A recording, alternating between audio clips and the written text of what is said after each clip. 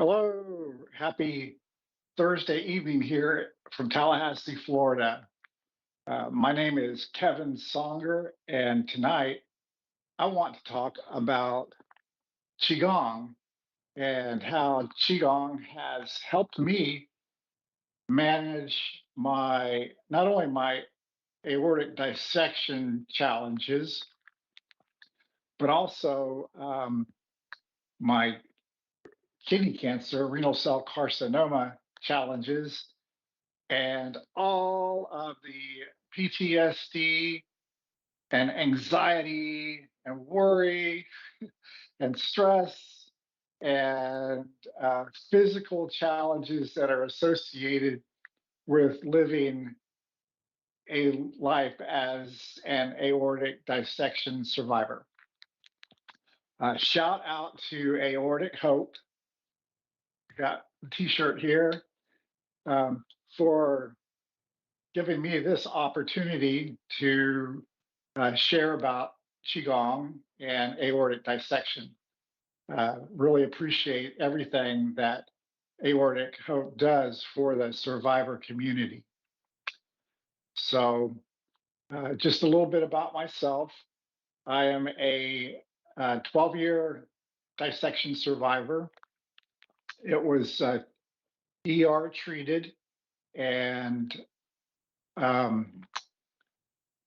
had to start all over again after the surgery. Actually, I had two surgeries back to back. The first one, after the first one, I developed severe endocarditis, so I had to go back in and have a second one. So a lot of PTSD and trauma, as you know, associated with the dissection repair, and then all the challenges of learning how to walk and talk again. And grateful for my wife, who was my primary caregiver for a very long time, and my family, and very grateful for all of you out there um, that are members of support groups that offer your experiences and share how you've overcome your challenges. So, one of the things that I have found that has helped me most from the beginning was spending time in nature.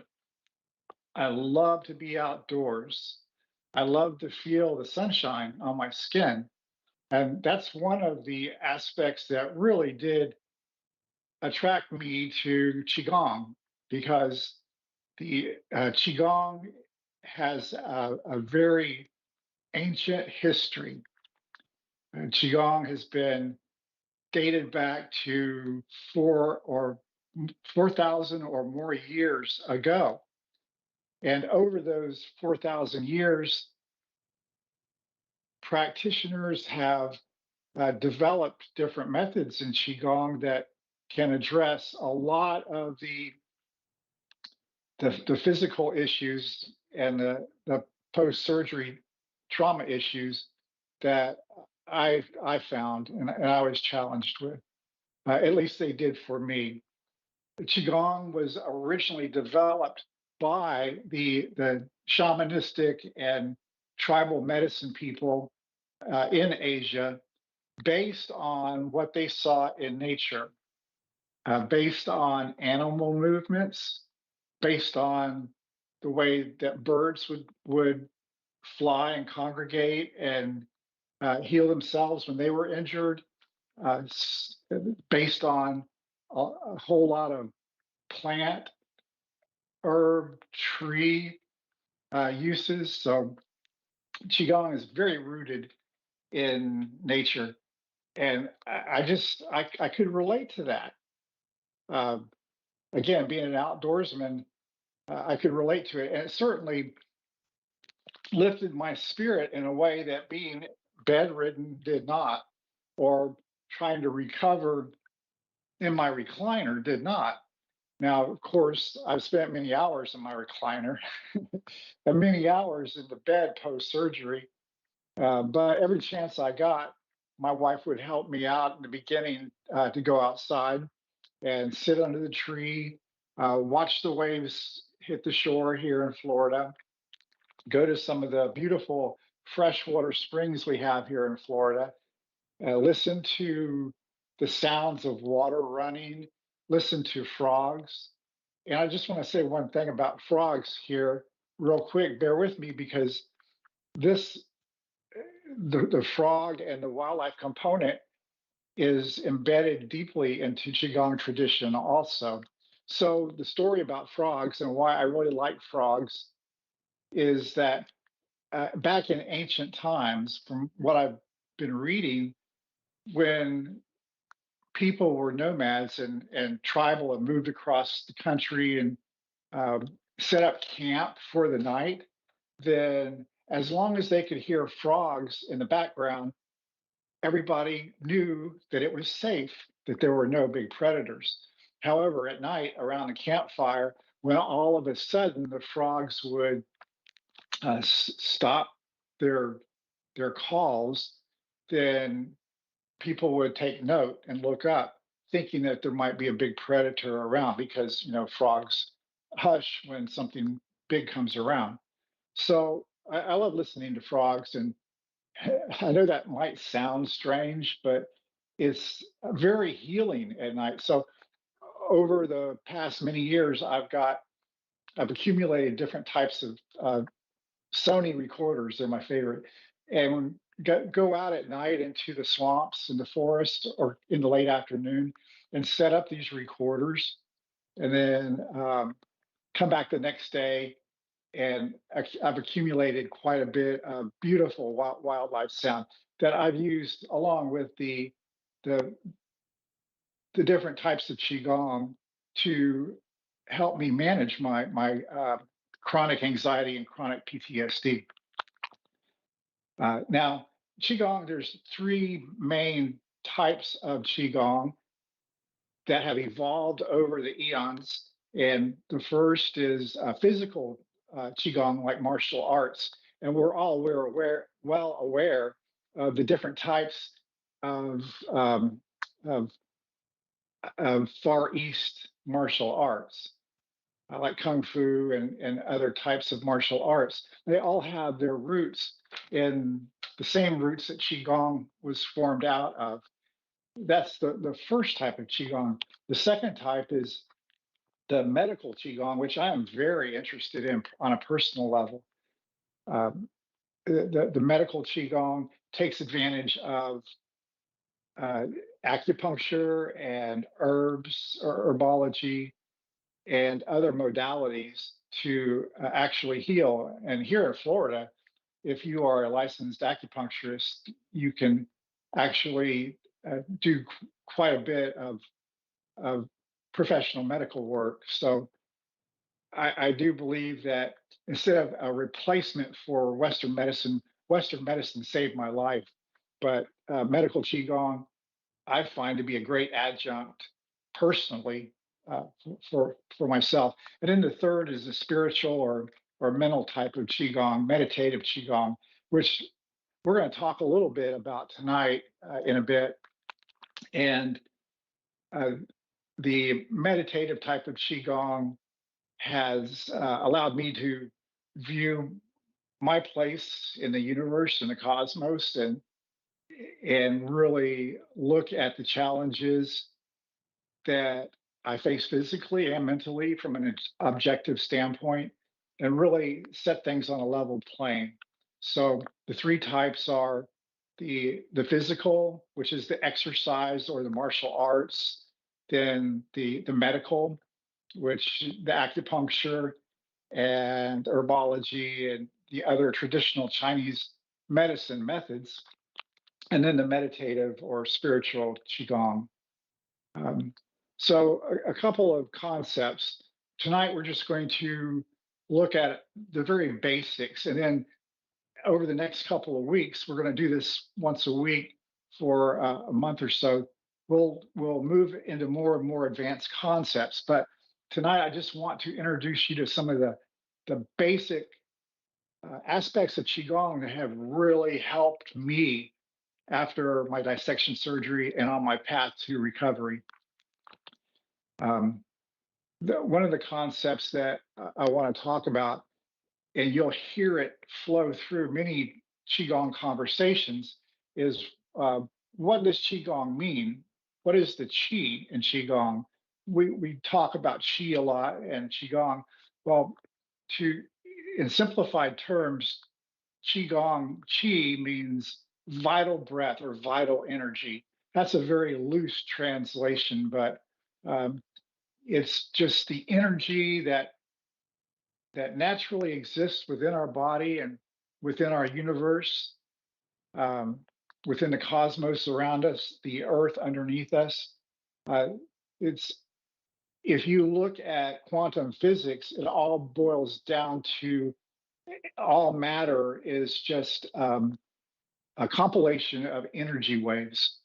So the Qigong practitioners have taken and expounded upon the concept of energy flowing through the universe, through the earth, and through our bodies, and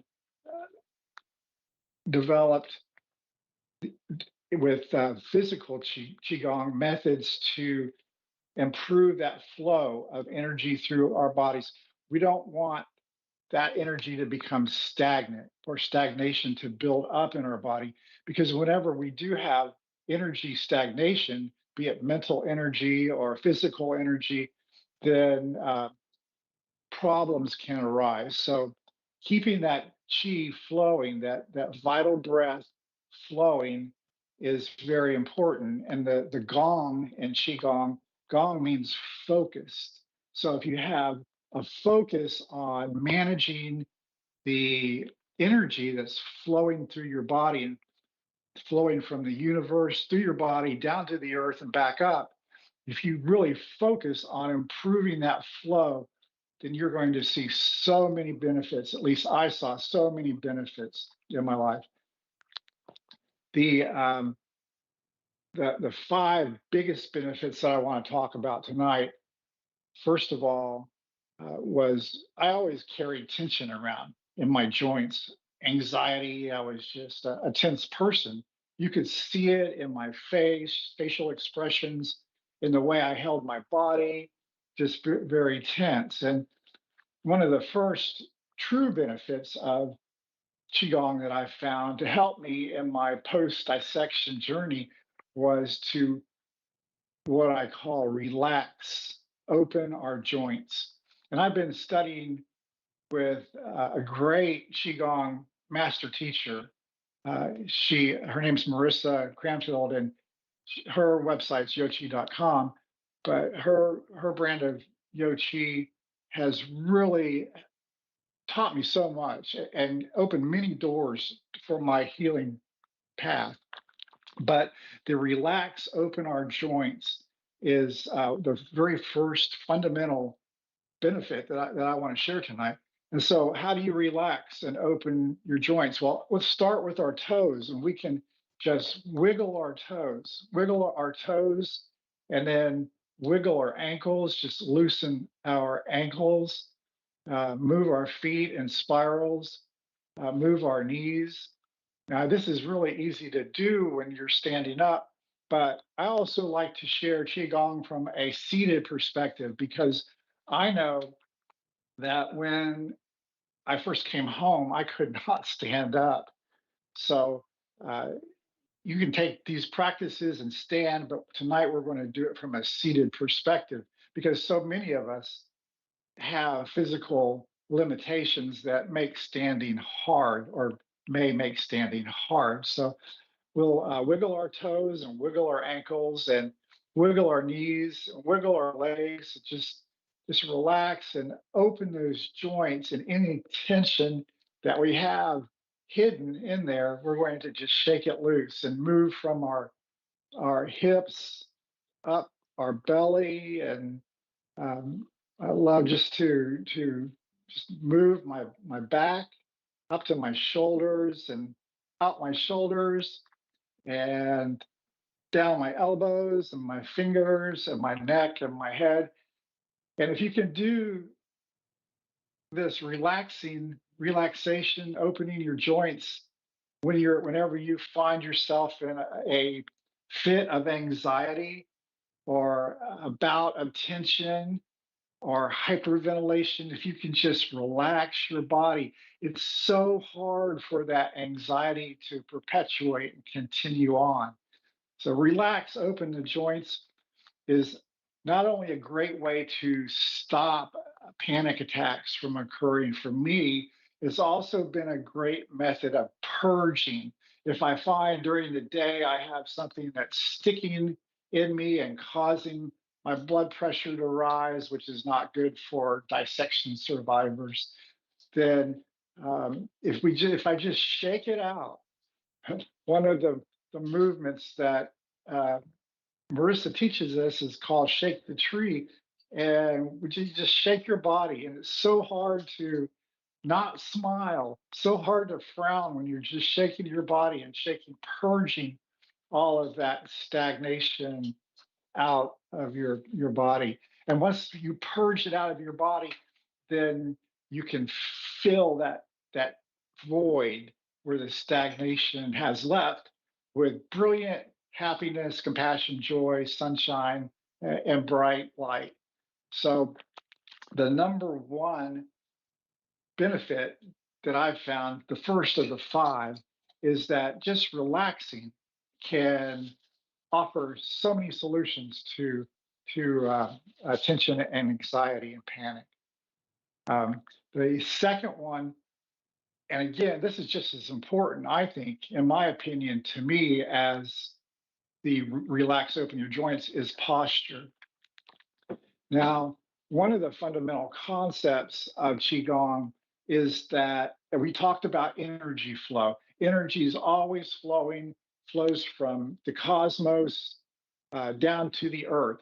And we, as humans and all animals and all plants too, are conductors between the energy flow, the chi flow between heaven and earth. So if we have bent over posture, then that chi, that energy flow is going to get stifled or stuck.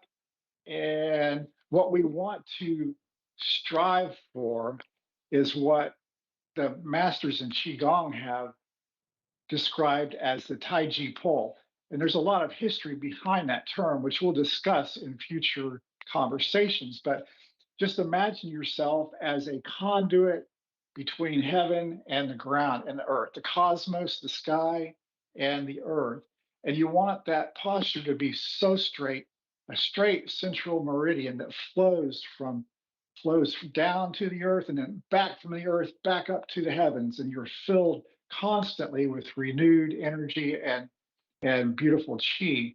So the way that I find, and you can do this either sitting or standing, is to form what the Qigong masters call the Taiji pole. And that is, you imagine your head is being held up by a string up from the heavens, and you, if you're sitting in a chair, and you're sitting, you can feel your sits bones, the bone on your left side of your bottom and the bone on your right side of your bottom.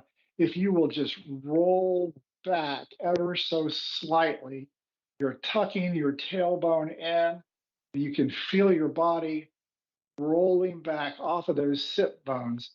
And then you tuck your chin in. What that does is it lengthens your spine. And when you lengthen your spine, you can feel it when you tuck your tailbone in, lift your pelvis up, and tuck your chin in just a little bit. You can feel your spine just lengthen.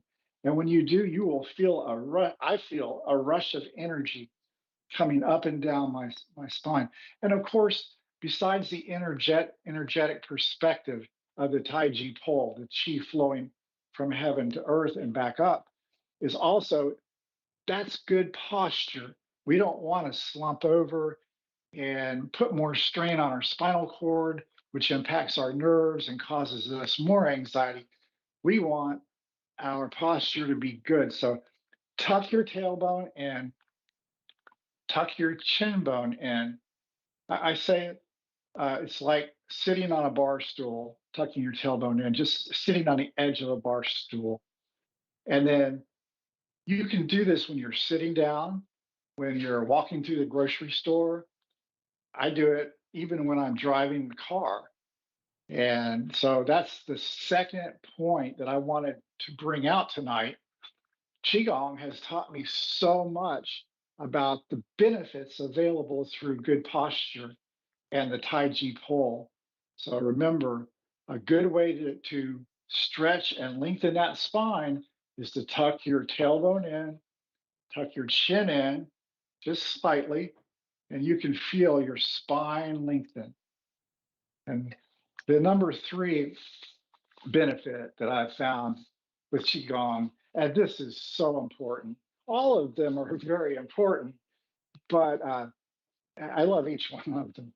I especially love number three, which is sink your breath into your belly, or diaphragmatic breathing. Before I dissected and before my wife, she's the one that really introduced me to Qigong. She had started practicing it herself, and I saw all the benefits that she derived from it. So, and I could see that nature connection in Qigong. But before I really started practicing and listening and learning, I used to breathe through my chest. And I was always so tight. You can relax your joints, but sometimes it's very difficult to relax your breath. And chest breathing just is inefficient because, as we'll see in a minute, it really limits the amount of volume in your lungs. And I find that when I do chest breathing, it just perpetuates more tension. So, how do we breathe? Diaphragmatic breathing is just like babies. The newborn baby breathes. When they come out, they breathe with their belly. When they inhale, their belly expands. Try it now. If you're sitting here watching this video, you can learn diaphragmatic breathing very easily. You probably already know how to diaphragmatic breathe through your diaphragm. So what you do is on the inhale, your belly expands. When your belly expands, that drops your diaphragm down. When your diaphragm drops down, there's so much more volume in your lungs, and you get so much air and oxygen into your lungs. And more oxygen means happier organs, happier muscles, more energy, and an overall happier body. So after you inhale and your belly expands, we want to exhale and bring our belly back towards our spine. So inhale, belly goes out. Exhale, belly comes back through the spine. Now, just the breathing aspects of Qigong alone, there's so much information, and we'll talk about it in future videos, but uh, I'll share tonight two quick methods of breathing that help me that are adjunct to the diaphragmatic breathing. The first is just normal diaphragmatic breathing. Breathe in through your nose. Belly goes out. Take a deep breath through your nose. Exhale through your nose. Belly comes back in.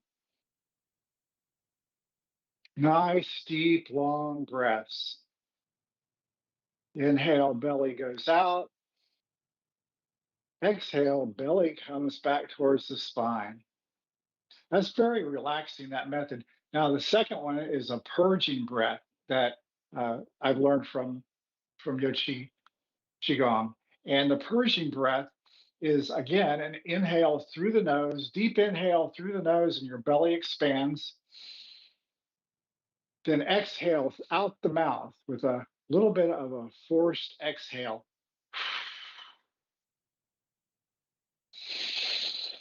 Inhale through the nose, belly expands. Exhale out the mouth. Now, when you combine diaphragmatic breathing, and just to mention, diaphragmatic breathing is only the beginning. You go to what we call the lower dantian breathing, kidney breathing, to where not only does your belly come out, but your sides expand and your back expands. But just the basic diaphragmatic breathing in combination with good posture and relax open the joints, it's almost impossible to to hurt and to be anxious and to have PTSD for any length of time. Now, sure, you may revert back. I do often too, but then I'll go right back to diaphragmatic breathing and shaking the joints and my posture. So, one of the beautiful aspects of these three, the relaxing the joints, the posture, and the diaphragmatic breath, is that you don't have to have a toolbox to carry this around. You can carry it with you wherever you go. This is a practice when I'm sitting in the doctor's office and I know that my blood pressure is going to be sky high because it always is from white coat syndrome in the doctor's office. I think that's because I'm always, um, I don't know, I have an unusual relationship with medical doctors. I love them because they saved my life and they continue to save my life and they teach me so much. But on the same, on the other hand, sometimes I feel a bit nervous around the doctors, and I don't know why. But if I'm sitting in a doctor's office waiting to see the doctor, and I know they're going to take my blood pressure right off the bat, then I can shake my joints in the waiting room and sit up straight and do some really deep breathing, subtle breathing. I'm always so much more relaxed than when I go into the examination room. So, the fourth item I want to talk about, fourth benefit, is having intent before we act. And this is very important. As a type A personality, I am just going uh, a mile a second. And a lot of times that's gotten me in trouble because I won't really think things through before I act. And it causes stress too. But if you don't fight the currents, as a Florida boy, I've always been taught that if you get caught in the riptide and you fight the current, you're not going to make it back to shore. However, if you go with the flow, and you'll always find a way out, most likely, hopefully anyway. But chances are a lot greater if you go with the flow that you're going to succeed in breaking through that rip current. So going against the flow and trying to force things to happen, all that does is lead to more stress and more anxiety and more PTSD. But if you step back before you act and think, okay, this is what I want to accomplish, and this is how I'm going to do it, no matter how small the task is. So if it's like, I'm going to go warm the car up, then I'm going to get my keys. I'm going to go out the door, make sure it's locked, and or make sure it's unlocked so I can come back in, and then start the car and make sure that I have another set of keys so I can get back in if the car locks. If I think everything through, then usually I'm not surprised and things go well. But having intent sometimes can make your chore or your challenge so much easier just by willing what you want to happen into reality. And that's that's been a huge learning point for me, is not to force things and cram things through, but to be very deliberate and think about where I put my phone, where I put my keys, what I want to do, my goals for my health, my goals for my relationships, my goals for my life purpose and spirituality, if having intent is very, very important. And that's another tool that you can carry with you no matter where you go. And then the fifth benefit, and probably one of the most fun or the funnest of the five benefits, is what I've learned through Yoshi Qigong, is to smile. Smiling, when a person smiles, their body releases a wave of endorphins that just washes down and depression, sadness. So just having a smile on your face, if you smile, it's almost impossible to be negative and to be depressed. Just wear that smile. And not only do I smile at others, and smiling's contagious. When you do smile at others, they're going to most many people are going to smile right back. It's smiling is contagious. But not only do I smile at others, I also smile at myself. I've learned to smile at myself and say, "Hey, Kevin, you know what? You are awesome, and I love you." But not only do I tell myself that I love myself and smile at myself, I also smile at my organs. Now, this may sound kind of strange. It did to me at first, but once I started learning how to smile at my organs, excuse me, they started smiling back at me. Not at first, but after a while, they would smile back at me. Now, our organs are so unappreciated sometimes, and I'm guilty of this. My heart beats.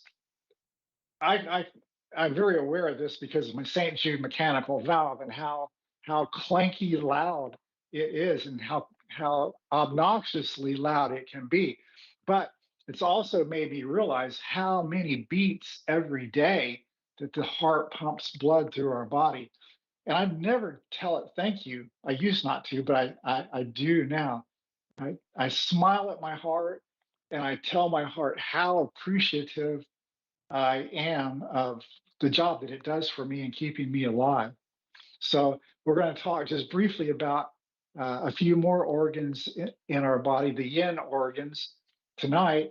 So I smile at my heart.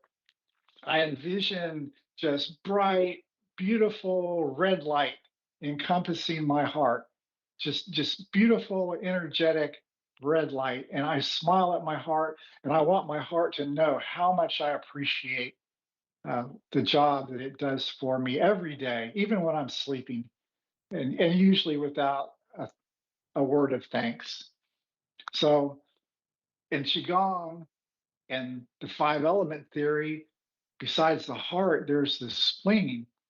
And the spleen is considered to be a very important organ or series of organ functions that support our life. And what I like to do is, and I know that the spleen is somebody may say thank you heart, but people just don't say thank you spleen.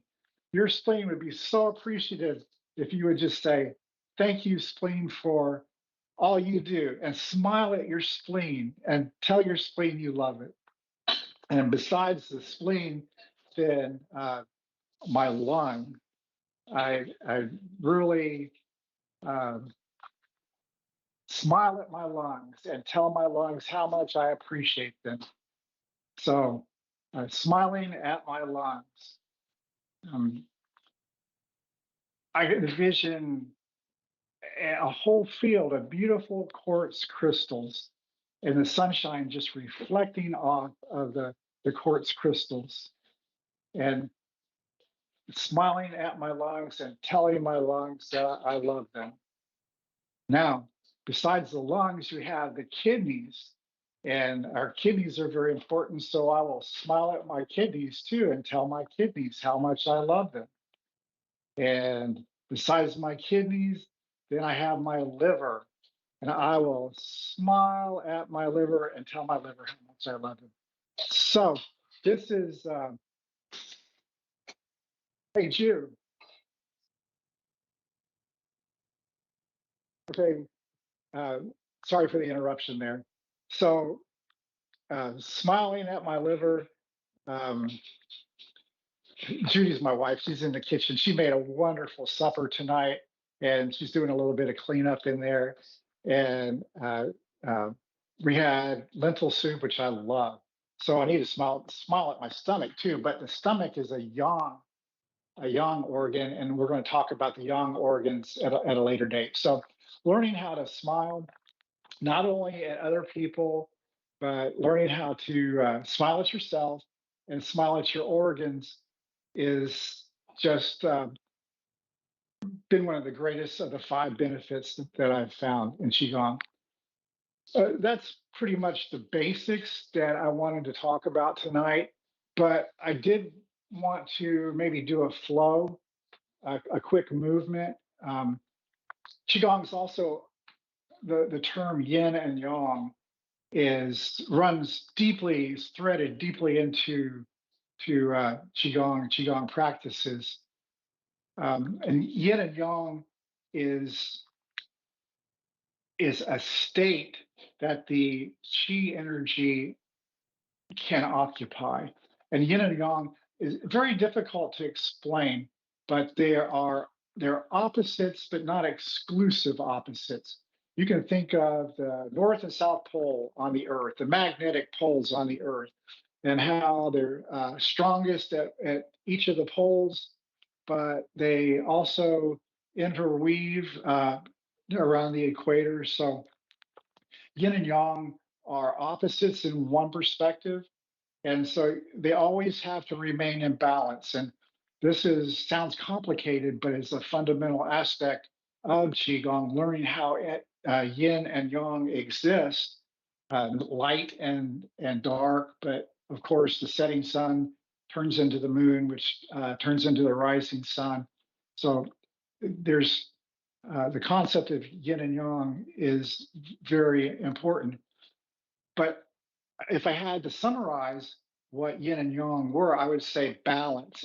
Have a balanced approach, a balanced attitude, a balanced regime of exercise, a balanced diet, whatever. Now, the flow that I want to, the movement that I want to share with you tonight is called Fire and Water Interact. And this is another movement that I've learned from Yoshi Qigong. And so the upper part of the body is considered the more yang or fire-based type of area in the body, whereas the lower, what we call the lower dantian, is the more yin and earthly grounded type of area in the body. So we always want to keep our head and our lower part of our body balanced. If you think of having a hot head, that's when the yang is in excess, and you don't want to have excess migraine headaches, or you feel like the blood vessels on your head are popping out. So also with the lower part of your body, sometimes you feel like you're just sloshing with water and it's cold and you don't have enough vital energy in your head or your heart to move. Well, those are examples of excess and deficiencies, and it can occur either with the fire upper or the water lower. So we have fire and water interact. This is a very simple movement, but it's a good exercise because it opens many of the meridians in our arms for the qi to flow. It helps us to circulate the qi energy through our body. At the same time, it really is a good exercise. It will work your shoulders and work your arms, and it's fun to do. So very simple. All I do is take my palms, my feet are on the floor about shoulder width apart, and take my palms And as I inhale, they rise, and then palms turn to face the earth. Exhale, and they fall. And repeat. Inhale, rise. Exhale, fall. Inhale, rise. Exhale, fall. And I guarantee if you work with this fire and water interact movement, you will feel so relaxed. Just breathe in as your hands rise. Exhale, let your hands fall. And then come back to center and be blessed with chi. Now, that's just one very simple seated qigong movement. There are there are literally an unlimited number of qigong movements, and many of them can be done seated. I do a lot of qigong in a chair or sitting on the floor. So if you're disabled and you can't get up and walk and stand and do complicated qigong movements, then there's always very effective, simple movements that you can do from your chair. So that's all about all that I want to talk about tonight. Just the fundamental basics of what qigong has done for me along my healing path. It's kept me in touch with nature. Because I'm an outdoors person, I feel very comfortable with that concept as compared to bright neon lights in an icy cold office. So I really can. I would always go back to my doctors, and I'm so grateful for what they've done.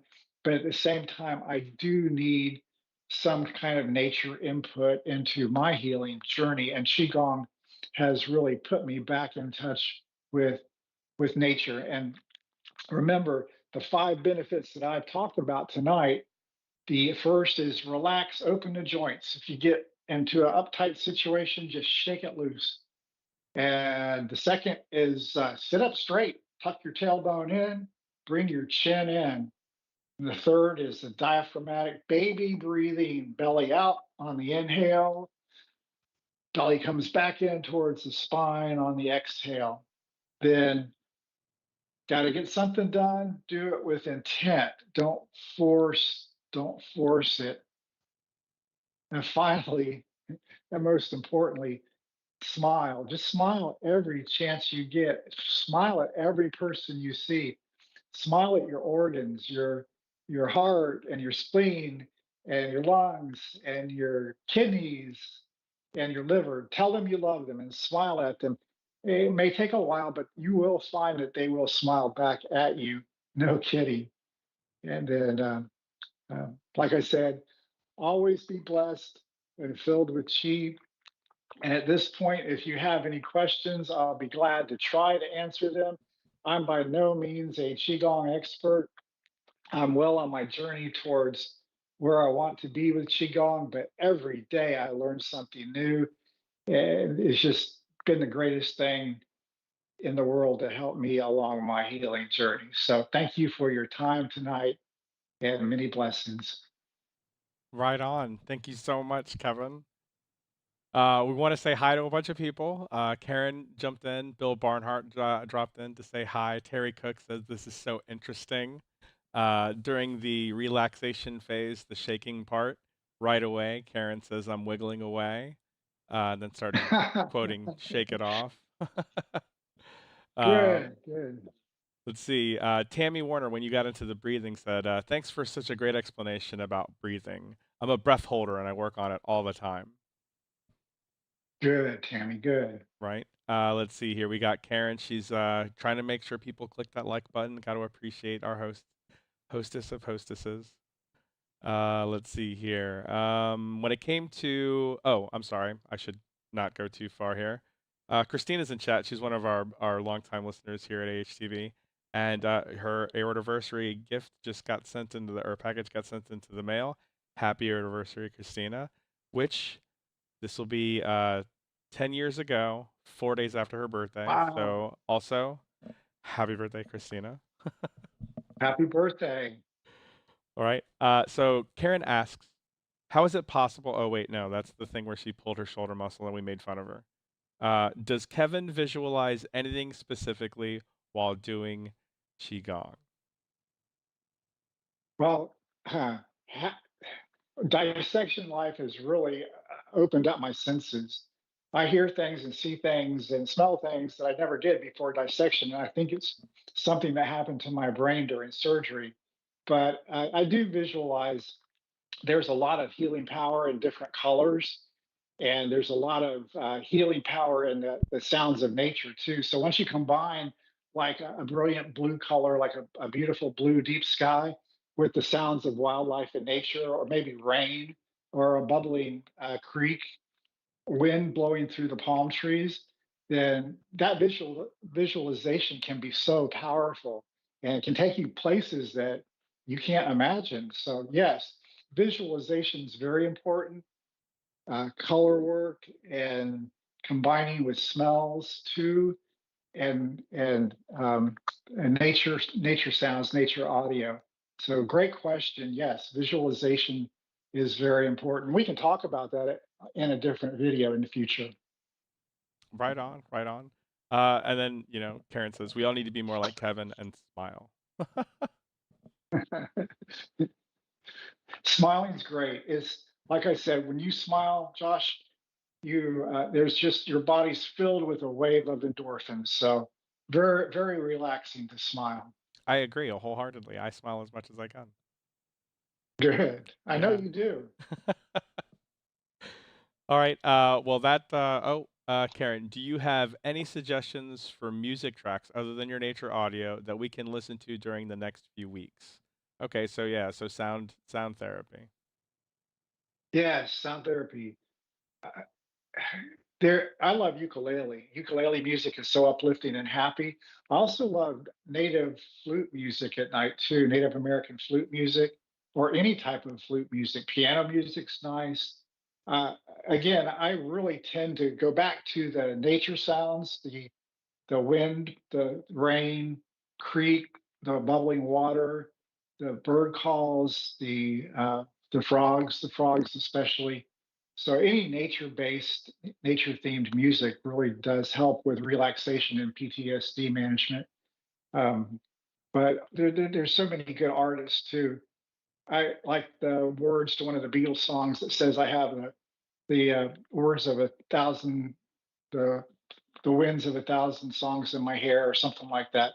But the more music you can listen to, the better. Right on. So when it comes to like music theory, what about lyrics? Is that a thing? Should I avoid those, or should I look for specific types of lyrics? Because you hear people talk about like the monk humming, right? Those multitonal monk hums and so on and so Well, I'll forth. tell you what, that's a topic for another video, which we'll have to have. And Qigong has 6 basic healing sounds that you generate from your body, and they are very healing. And there's been scientific studies done that show that when you hum, that you actually generate a nitric oxide in your nasal cavity, which it relaxes your aorta and your cardiovascular system. So it's very complex and interwoven the way that sounds and colors and taste and smells interact with our emotions and our physical health. So yes, we'll talk more about the 6 healing sounds of qigong too. But humming is a very beneficial thing to do. Practicing your humming, hum anytime you want. I love to hear it. I love to hear it. Okay, so Terry asks, would spa music work too? Spa music, is that Yes. you like it? Spa music's great. I always try to go back to that yin and yang balancing uh, hologram. So what we want to do is, if we're real sleepy and we have no energy, then spa music may have the opposite effect we want it to have. It may put us into such a deep state of relaxation that our yang energy is deficient. And so what we want to do is depending upon how we feel at the moment, what our surrounding circumstances are, we can adapt the music to that. So if we're really hyped up from working real hard and or doing a hard exam, or just having solved a really difficult problem, then spa music is probably the greatest thing in the world because you're balancing that yang fire energy with a cool, calming spa music. So it depends on the situation. Spa music can be great for many situations. On the other hand, if you're just feeling really lethargic, maybe you want to put on some Green Day or Robert Cray or whomever your favorite artists are. I see. I see. I think I see where you're going. So, to make sure that you're getting a more balanced outlook on what's happening, if you're too already run down, going into spa music is going to exacerbate the spa music. And also, if you're It already could. hyped up, It we're could. not trying to play dance music to get you already hyped up. You're already there, right? Right. Right. Okay. Okay. I think I see where you're going. Exactly. Yeah. Okay. And then so It's Karen says, all about balance. yeah, 100%, 100%. Karen says, I'm so into this. I'll have music set up and can't wait for next week. She says, and yeah. Great. All right. Anya, right. Okay. So we'll see you guys next Thursday at 7 p.m. Eastern Standard Time.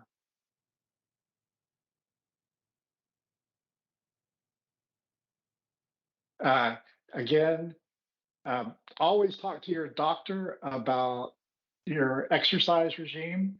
And none of this that we presented today is meant for either mental or medical um, advice. What it is just for entertainment and for me to share what's worked for me in my post dissection life.